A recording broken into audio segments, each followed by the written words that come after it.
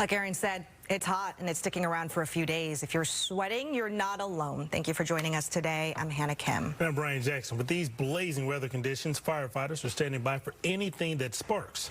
And as Fox 13's Nikki Torres reports, they're not having to wait very long for that next call. Nikki. We interviewed West Pierce Fire and Rescue at about noon today. At that point, they already had 2 crews out responding to brush fires at separate locations. And keep in mind, that wasn't even during the peak heat time of day. So firefighters are really putting it on the community to be responsible and be vigilant. It's that time of year.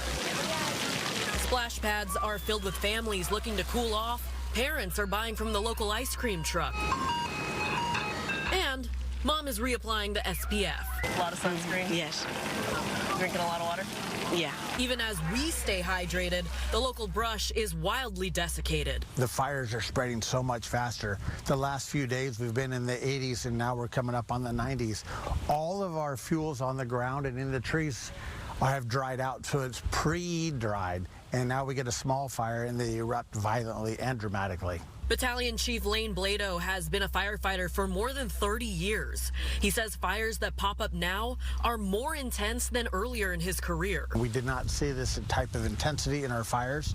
We didn't see the amount of speed that these fires consume, as well as the overarching stress we have. Blado says West Pierce Fire and Rescue is ready for whatever sparks up. However, if there are bigger fires, they're not always able to rely on mutual aid. Back in the day, we would always be able to call on a Tacoma or call on a Central Pierce or bring Gig Harbor over in the event we have a large event. Now they are being tapped with their own resources of their own fires and their own events. With more calls and limited staffing, Blado is calling on the community to keep everyone safe. That means no burning, clean up your yard, make sure there is no stray brush piles, and keeping a defensible space. It's all of our job to continue being safe. It is our job to be vigilant. And in these times, I know we're all busy and we're all doing our important thing, but we need to take care of each other. Blado tells me after the devastation in Maui, it reminds him that there are always dangers you never expect when it comes to firefighting. Sometimes we're prepared, but when it happens quickly, and all of a sudden, everybody, it's all hands on deck. As a shift commander, he says it reminds him to always look out for his crew, both physically and mentally. The one thing that I tell everyone you love them, because things happen pretty quick, and it's an emotional toll on us to see such devastation.